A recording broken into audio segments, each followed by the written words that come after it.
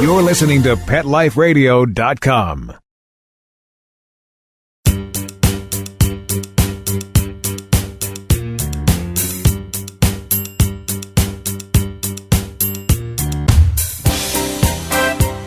Welcome, everybody. I'm Jamie Migdal, and this is the 25th episode of Pets Mean Business on the lovely and amazing Pet Life Radio Network. And I'm really happy because for my 25th episode, I have a special guest, special friend. I think it's really important, but I feel like when you hit a milestone like that, you want to make sure you're sharing it with someone that there's meaning behind it.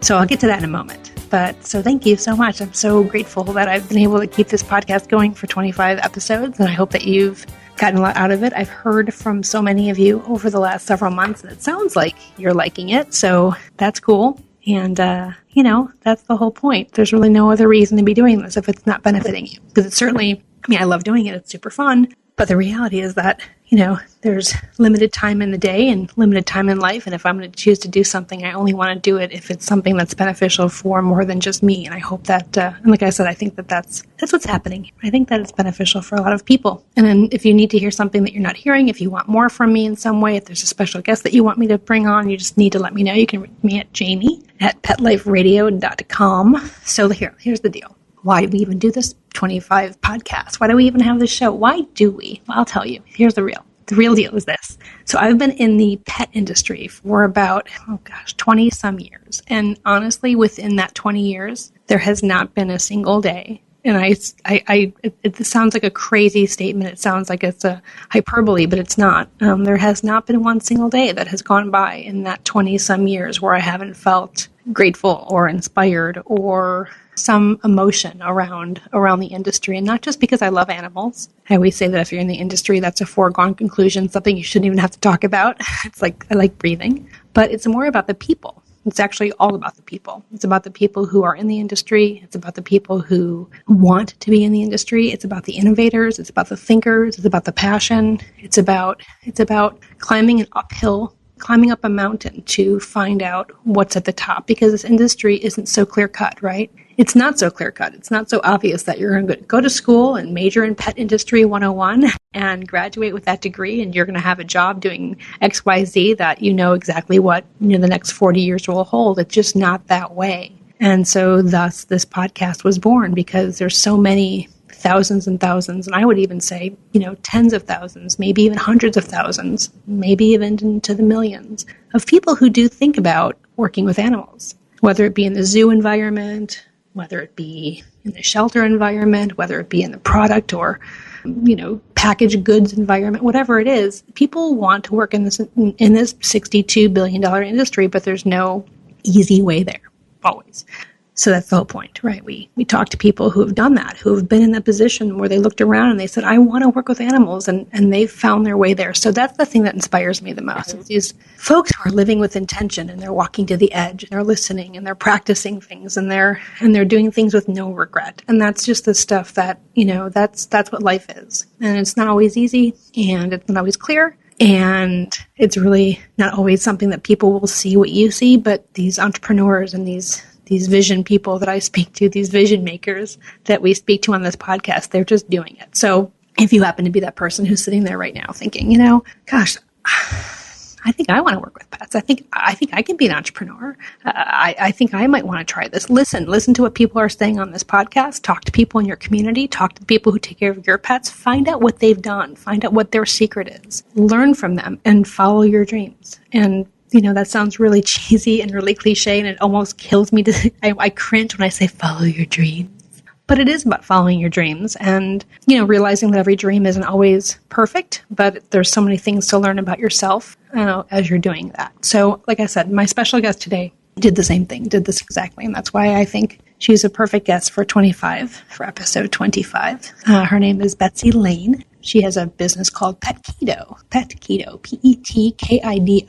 which I think is a cool name, and she'll tell us what that means. But she's got a great origin story about how she now spends her full-time working with animals. And I'm really excited for her to bring that story to you, to talk to you about, talk to us, talk to me, let us have this conversation, let that unravel about how she is now making a living working with animals in a very cool, in a very meaningful, and a very cutting-edge, innovative way. So That's what's going to happen today. We're going to talk to Betsy Lane. So we're going to take a break. We're going to listen to a sponsor. You're going to, do your thing, check Facebook, what have you. And then while you're checking Facebook, please, of course, you can check Facebook and you can check into Pets Mean Business on Facebook or Fetch Find on Facebook, or you can check out my personal page, Jamie Migdal, whatever, just saying. It's there if you want it.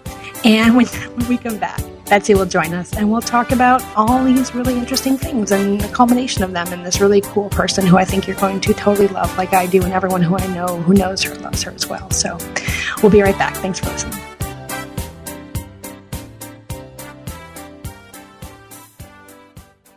It's hard to find time for your furry family member. That's where Camp Bow Wow comes in. All-day play and overnight camp, daycare and boarding for dogs. Everything is included. Large play areas for fun and exercise. Spacious cabins, comfy cots, even live camper cams to watch from a computer or smartphone. Camp Bow Wow offers the best care and is the place to go where a dog can be a dog. For locations and more information, visit campbowwow.com. Let's Talk Pets on PetLifeRadio.com.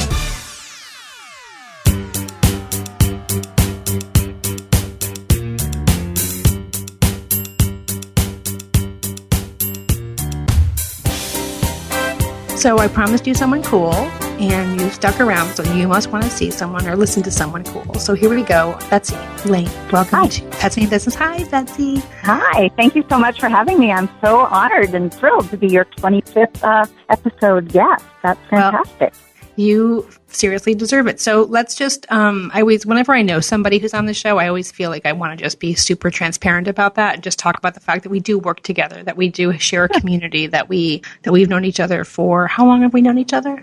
I've actually known you since before I started working professionally as a dog trainer. So, you did? Because I met you through our mutual friend, Elizabeth Hammond.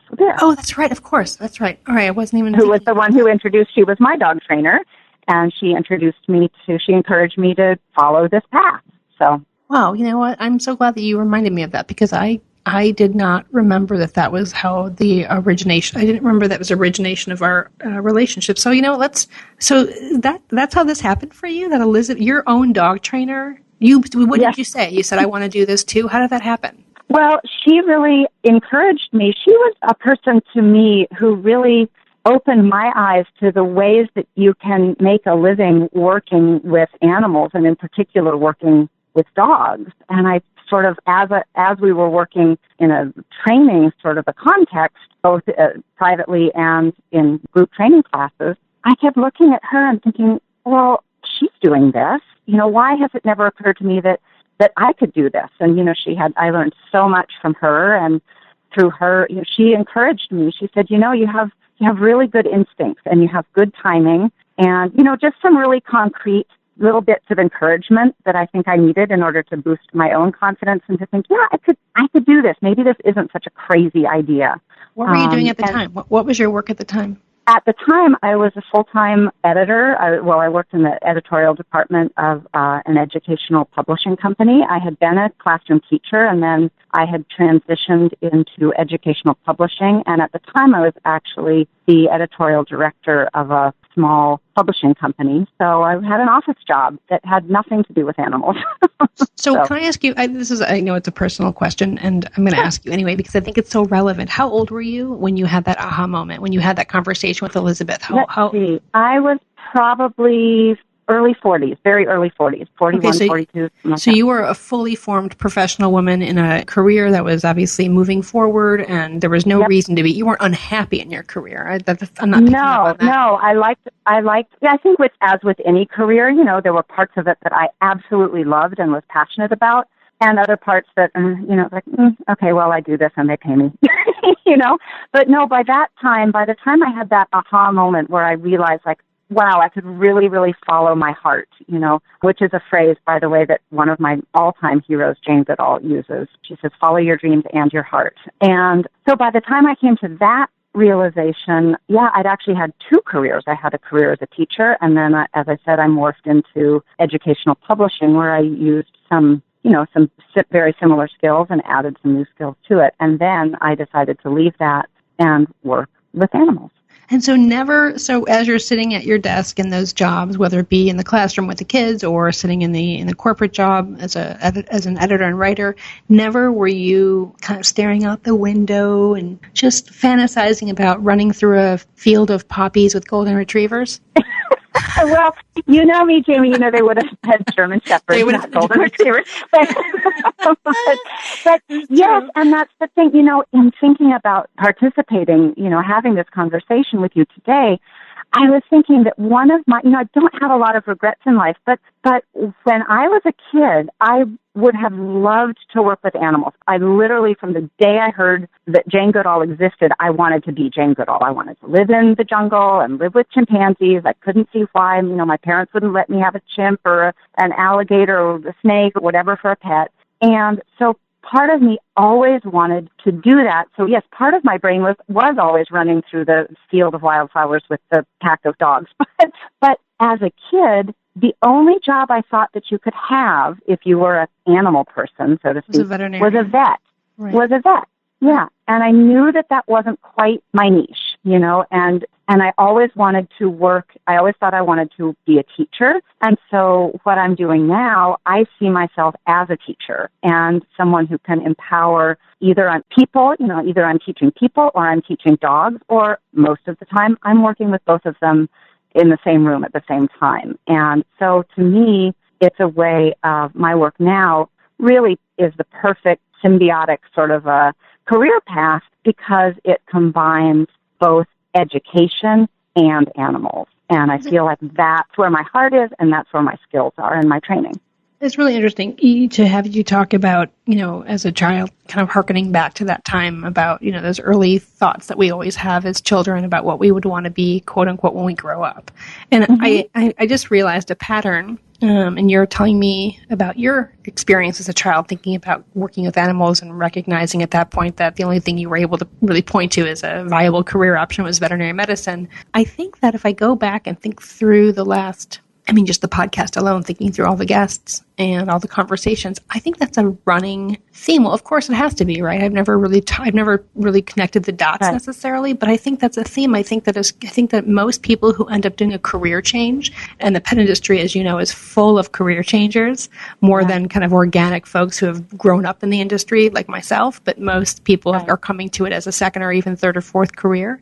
I do think that most people as a kid wanted to work with animals, but parents probably didn't know, 10, 20, 30 years ago how to foster that, right? Because it wasn't so obvious you can make a career as a dog trainer or, working in, food sciences, working in, in the shelter world, working in zoos. I mean, there's so many different avenues. So it's actually something to think about, just of course, where my brain goes around how we can really help support kids who are having those thoughts now. So they're not having to kind of spend their time going down avenues. And not that those paths aren't meaningful and they don't amount to really great things, because I think that when you bring all these other skills to the animal world benefits from that. But it is really interesting because it does seem to be a repeating theme, a reoccurring theme that folks, as kids, they love animals, but they don't know, there's no one to really support that dream because it's Right. I think it also really, really reflects the changing roles that dogs in particular play in our lives. I mean, when I was a kid, nobody trained their dog. It was just like,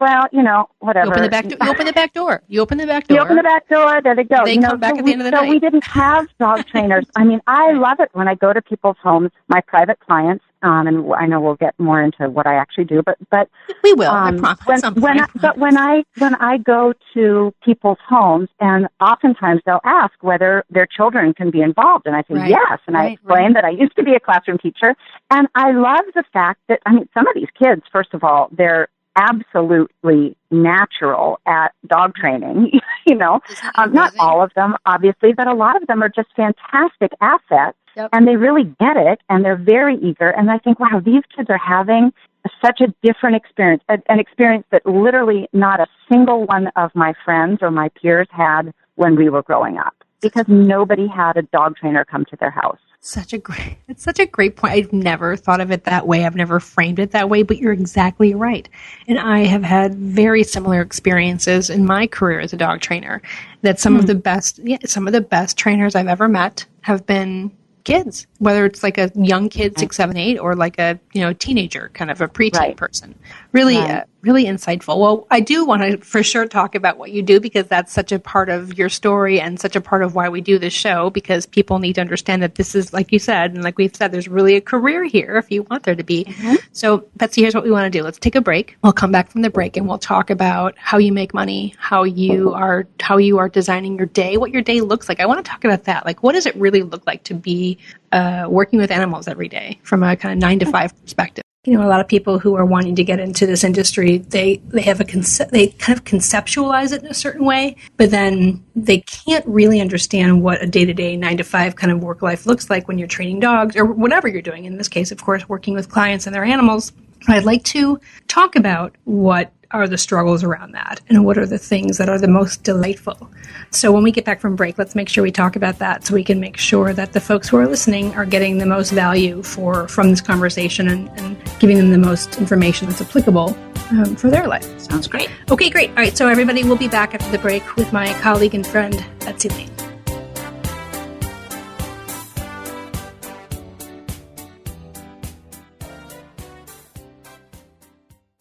They called it elephant skin. It was rough, wrinkly, like a Brillo pad. His hair was falling out in clumps. Petey stopped eating and all his hair fell out. Our golden retriever, Sundance, he scratched incessantly. There was hair all over. DINOVITE.com.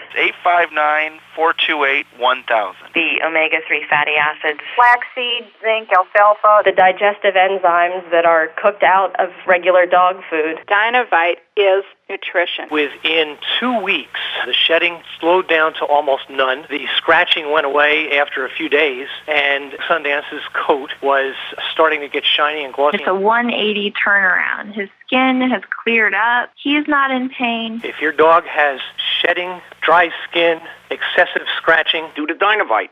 859-428-1000. 859-428-1000. Dinovite for life. DINOVITE.com. Begging to hear more of your favorite show? Full episodes of all our shows are available on demand. Go to PetLifeRadio.com to fetch our entire lineup of Possum Pet podcasts. Also, dig us up in iHeartRadio Talk and iTunes. Let's talk pets. Live and on demand only from Pet Life Radio. Let's talk pets. Let's talk pets On Pet Life Radio. Pet Life Radio. PetLifeRadio.com.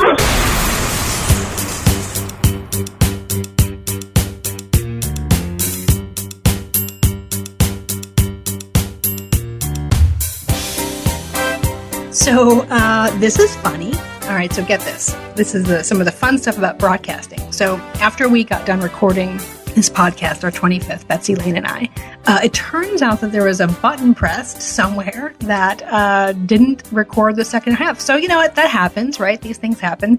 But the wonderful thing about having this particular guest here, who happens to be in Chicago, who happens to be someone I see on a fairly regular basis, happens to be in my office right now. So hi, Bets. Hi. So we are doing, this is really special because again, this is the 25th episode and this is the first time I've ever done a recording with somebody. We are sitting here literally right next to each other with the mic and we're sharing a headset. I mean, this is actually, in fact, I think I'm going to take a picture and we'll post this because I think it's just too good not to. So let's just grab a selfie here. Like old time radio. I mean, okay, there's the picture. We'll make sure that goes up on there. So we're going to, and this happens to be also just because this is how life goes. It happens to be the same day. We recorded the earlier half this afternoon around 1 p.m. Central Time on this particular day. And now it's about 5:30 p.m. on that same day. So we're kind of in the mode. This wasn't we don't have to like go stretch or dig too deep because we were just talking about this stuff a few hours ago. So here's Betsy back with us and it's live and it's fun. And this is the first time. Hi. Hi. All right. So I listened to the stuff that we talked about before we went to break because that's where it cut off. So let's talk about your day. Let's talk about what it really means to be a pet professional on a daily alarm going off in the morning. You know, what are some of the high points and low points of managing yourself in this industry and having your own company? Sure. Well, I think on a sort of a typical day, I would have some client appointments, and in my case, that means driving to a client's home. I have a number of ongoing clients that I see generally once a week, some of them a little bit less frequently. Schedules vary a little bit, but there's always some prep work involved with that, as well as simply the unavoidable allowing for traffic and so on. But there's also a big part of my day that I spend at the computer, either prepping for those appointments or continuing my own education. I never want to feel like I'm uninformed going into an experience with a client. So if I know, for example, that a client is really struggling with some issues around the dog being unable to settle around the children in the family or something, I'll see, I'll visit some of my favorite resources, books or other sources online, or do some new research, see if there's anything out there that might help the client. And then there's what many entrepreneurial people sort of see as the necessary evil of the bookkeeping and the logging things and keeping the accountant happy and billing people and so on and so forth. But I'm happy to say that most of my time on a daily basis really is spent thinking about my clients and their dogs and how I can help them and stuff like that that's kind of exciting to me. So thinking about that and thinking about how that all kind of flows through. Are you working, would you call it full-time, more than full-time, less than full-time? And I mean all of those activities. So taking into consideration the bookkeeping and the marketing activities, any any pre and post appointment work.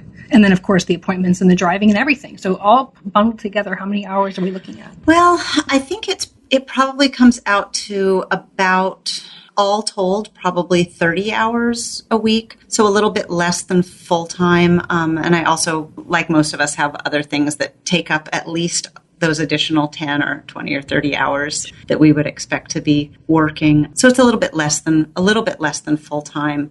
I'm in a very fortunate situation that while my husband and I definitely need the income that my business generates, I don't have to pay for health insurance separately, which is a big issue for a lot of people who are out on their own, because I'm fortunate enough to have health benefits through my husband's job. Okay.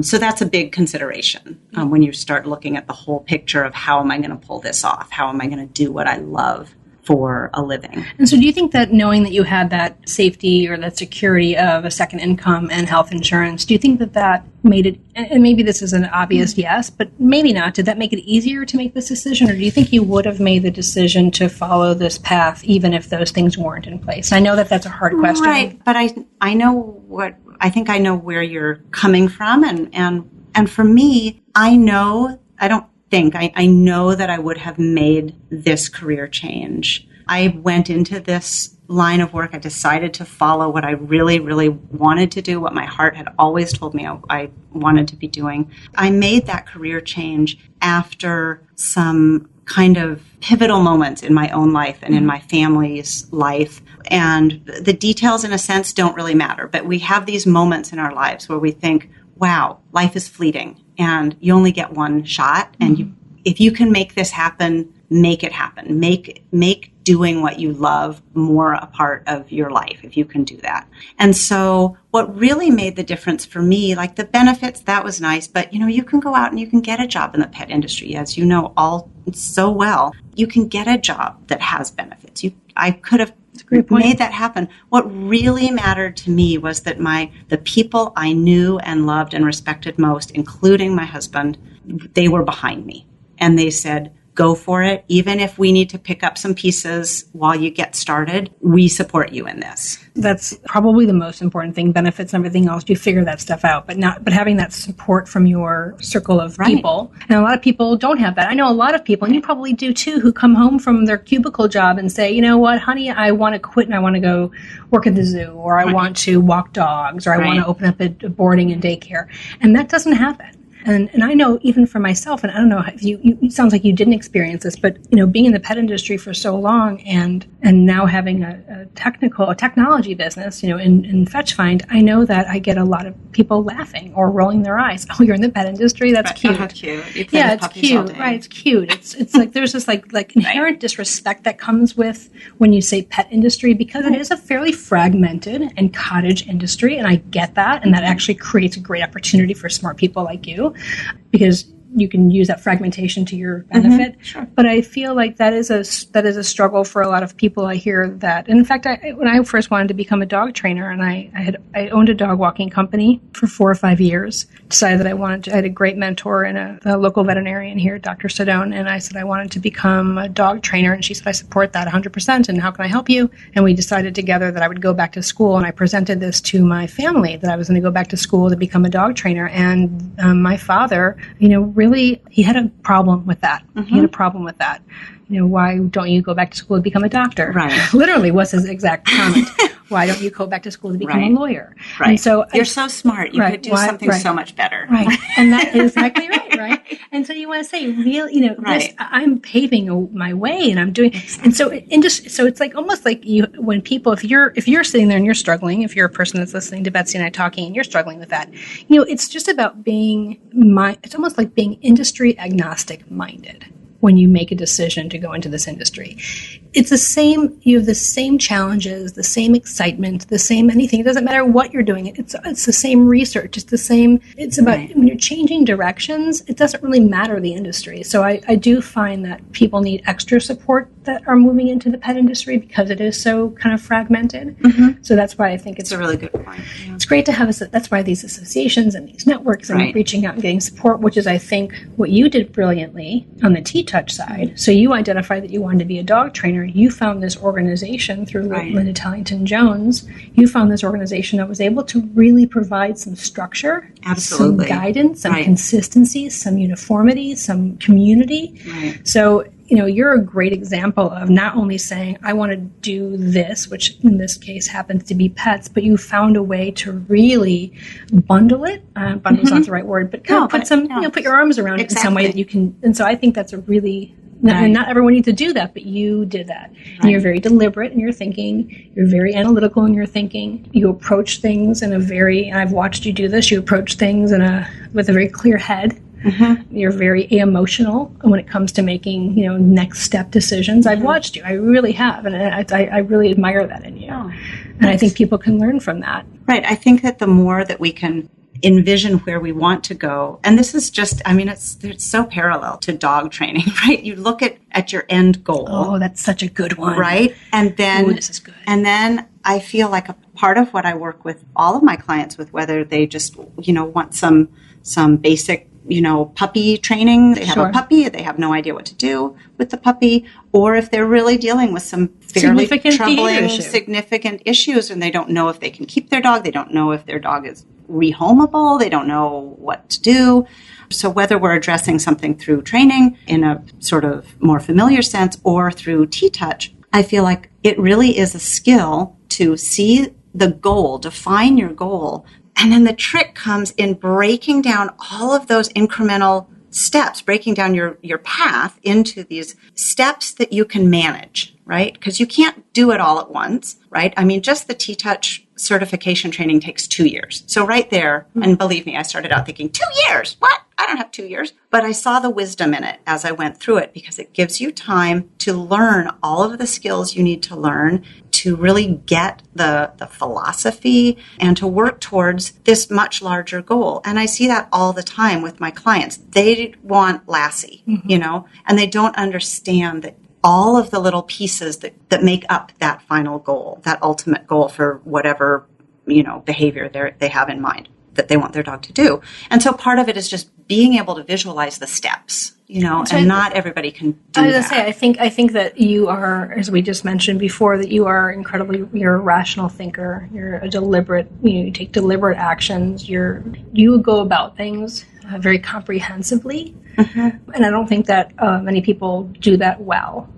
or even sometimes do that at all. So there's a struggle there. And so what advice do you have for someone who says, yeah, I wish I could be that way, but I've got entrepreneurial ADD, or I hate my job so much, I just want to start walking dogs tomorrow, or I'm graduating from college and I just don't know what I want to do and I've got to start making money. I mean, so what are some things that you would say, just as a human being? Nothing. I mean, again, we can talk about all of these things very agnostically. So what are some things that in your life and your wisdom that you would have to share with someone who says, I want to be working with animals tomorrow? I would say, terrific. That's great. Keep that enthusiasm and find a way to make it work. And it might not look like your ultimate perfect thing right off the bat, but maybe you can get a job working with dogs at a shelter. You can volunteer. You can keep your job. If you need your job, keep your job, your current job, and, become a really reliable, active, engaged volunteer with some dog-related group. Or just in general, the process of educating ourselves, I think, is so important. Mm-hmm. I feel like because our industry is so unregulated, it's a huge responsibility for us not to just go out and present ourselves as these professionals and experts that people will frankly assume that we are. And, I think that that's really unethical. And I never wanted to be in that position. And that's why certification was really important to me, and continuing my education and all of the networking and so on that, frankly, that you've made a lot of that possible for so many of us here in Chicago. And I'm so grateful for those relationships where it's not, backstabbing and you stole my client. It's, wow, I have this situation that I'm just not sure how to proceed with. Would love your thoughts. What do you think? So in general, I would just say get out there and do something. And it's not going to be, maybe it will be your perfect job right off the bat, but maybe it won't be. But you can learn something from any experience, good, bad, or indifferent. You can learn either what you want to do more of, what you want to do less of, how you want to do it, how you want to not do it. If you have that learner's attitude, you'll always be getting better. I think that is very aptly put and very true. I would also add, and also want to get your opinion on this, that how much is a mentor or mentors, how much do they play into it for you? How much do they play into for you personally or professionally? And how much weight do you give that, or how important do you think that is? I think that it's been very helpful to me to have mentors. And I have a number of different mentors, people that I look to for expertise in different sub areas of my work. And that's been just so important, not only as a source of information and advice and guidance and all of those things that we think about mentors as providing, but also just to kind of counteract that sense of, we're just out here on our own, that's right. Because we're not. And even sometimes just hearing like, oh, yeah, that's really hard. That's just really hard when that happens. Or, somebody has to rehome a dog and you really thought it could work. It's not your fault. Just there are different situations, and dogs need to be put down sometimes and, old age, whatever. And so it's just nice to have other professionals and people, frankly, who have walked that path before, to hear not only their advice, but just hear their compassion, and their empathy. It's a really wonderful commentary about mentors, and also a really nice segue for us to, unfortunately, bring our very mixed media, very mixed exactly interview to a close. So, and the reason I say that that's a nice segue is because that is what this podcast is about. It's about someone listening and being able to take some nugget from it to help empower themselves to do something different or to continue on the path. And it might not even be for themselves. It could be them listening and thinking about their kids or their spouse or a friend or what have you. So I feel like today, in this 25th episode, yes, I feel like you gave such solid insight and relevant and relatable insight. And this couldn't have been more perfect. And the fact that we get to be together here physically in the office is so nice. So you guys, if you got something from this and if you want to follow up with Betsy, she's here to answer questions. Betsy, if you wouldn't mind giving your email out. Sure. My email is PetKiDo. It's PetKido @gmail.com. So you can reach Betsy. You can check out her website. We can always, anything that you need as it relates to your own professional growth and development, any questions you have, obviously contact Betsy is here. She's more than happy to help, and she's just so bright and insightful. I would suggest very much and encourage you to do that. If you need anything from me, you can contact me. You can also come and visit my website, or my company's website, which is fetchfind.com. We are a resource for all pet professionals, both established and new professionals. We have a job board, and we have classes and education and webinars and podcasts, of course, and all sorts of things within our marketplace. And it's a wonderful place to come and really either dip your toe in or just get some more training and get some more education. There's lots of great stuff there. So you can check that out at fetchfind.com. And of course, reach me. You can either reach me at jamie@fetchfind.com or jamie@petliferadio.com. It all comes to me. I love to hear from you. I get these wonderful emails that people send to my guests, thanking them for something, and then they forward those emails to me. So I get emails all different ways and all different things. And I just love that. That's the only reason that I think we do this work in general, the podcast, but also Pet Life Radio is awesome. If I may say so. And they're not paying me to say that, by the way. Pet Life Radio is awesome because they've created a platform for this kind of information to be disseminated. And that is something that's really important, especially given that our industry is fairly fragmented and not regulated. It's important to have a source to go to be able to find out information to help each other and help yourself. So on that note, thank you for joining me for the 25th episode of Pets Mean Business on Pet Life Radio Network. I'm Jamie Migdal. I'm your host. Thanks so much and have a wonderful day. I'll see you next time. Let's Talk Pets, every week on demand, only on PetLifeRadio.com.